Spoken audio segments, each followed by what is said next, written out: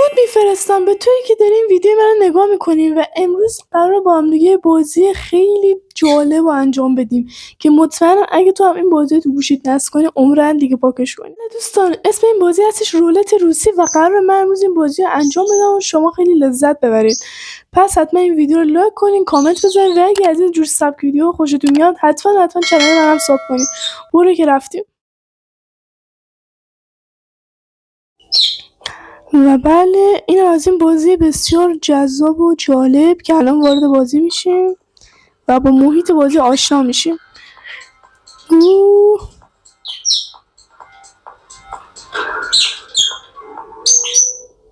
و بله یه دونه رقیب خیلی ترسناک ما اینجا داریم. نکن اینجا فکرم جونه اینه، اینجا هم جون منه. این چیزی که الان آورد چی میگن؟ اسمی داره، همین چیز میزای شانسیه. بعد الان اینا رو آورد، الان به من سیب افتاد، دستبند افتاد با یه دونه نوشابه انرژیزا که الان بس بعید میدونم نوشابه انرژیزا باشه. خب الان داره نشون میده که 4 تاش پره و 4 تاش خالیه.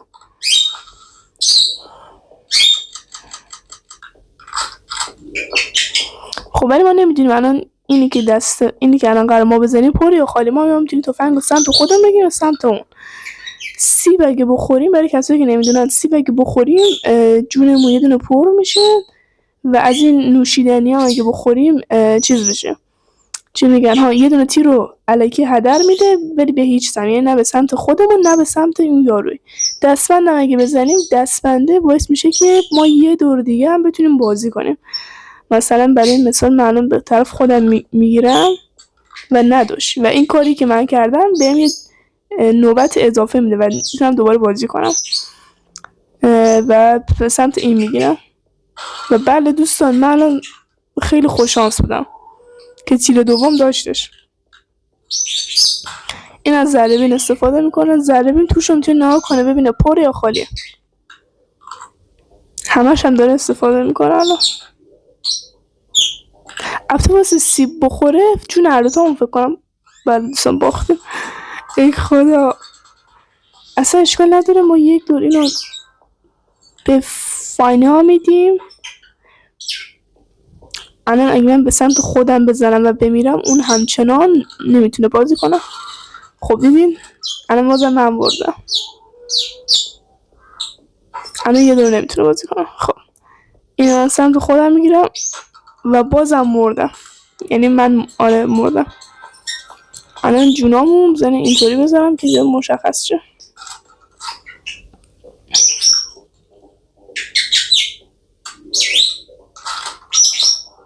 خب حالا وقتشه که منم یه دونه از اینا رو به هدر بدم. 4 تا پر بود، 4 تا خالی، 2 تا شلیک شد، یکیشم رفتش دیگه. یکیش سیبر هم خورده حداقل. چیا داریم اینجا؟ ذره‌بین خیلی عالیه به نظر من، این ذره‌بینا خیلی چیز خوبیه. الان 1 2 3 تا پره، 1 2 3 4 5 تاش خالیه، 3 تاش پره 5 تاش خالیه.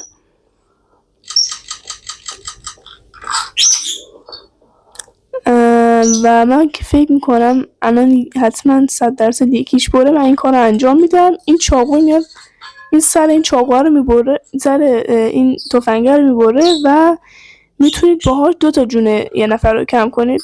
الان نزد متاسفانه، من خیلی ضایع شدم، تیرش خالی بود.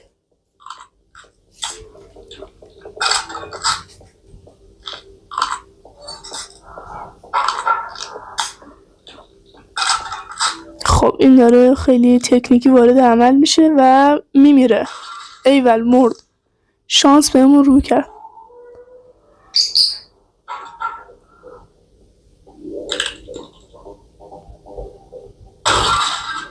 بازم شانس بهمون رو کرد. ایول اما ما تسلیم نمیشیم، تازه شانس داره به ما رو میکنه.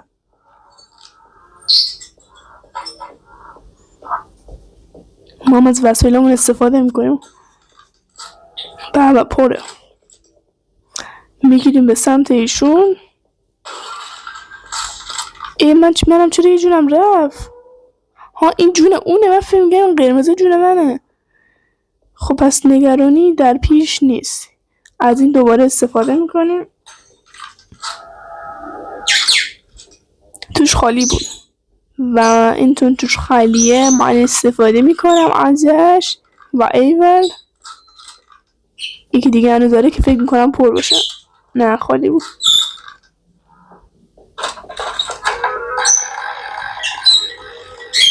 من اگه این دست رو ببرم دیگه کلا بردم دیگه و شما بعد این ویدیو رو لایک کنید اگه من بردم. نه ندیدم چند فکر کنم 3 تاش چیز بود. نه 3 تاش فکر پر بود. ای بابا دست ما رو با دستم بست.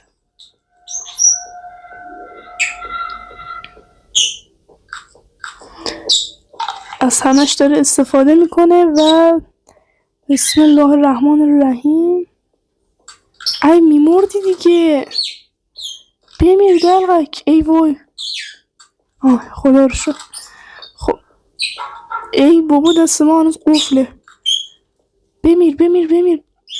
ایول مرد.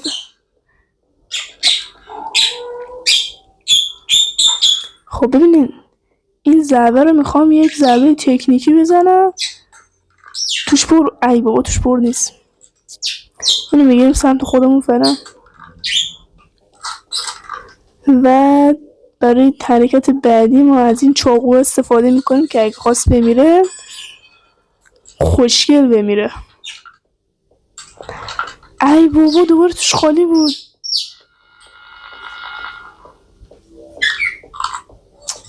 ای دست ما رو با دستم بس که بمیر تو رو خدا.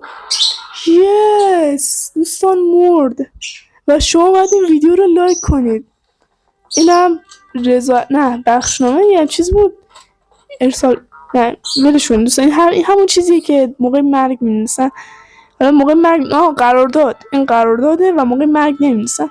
دوستان خیلی ممنونم که این ویدیو رو تا آخر تماشا کردین. حتما این ویدیو رو لایک کنین، کامنت بذارین و چنل منو ساب کنید. خیلی بهم کمک میکنه و خیلی بهم انرژی میده و حتما شما باشید که بگید ویدیو بعدی راجع به چی باشه یا راجع به چه بازی باشه، فرق نداره. تا ویدیو بعدی، خدا نگهدار.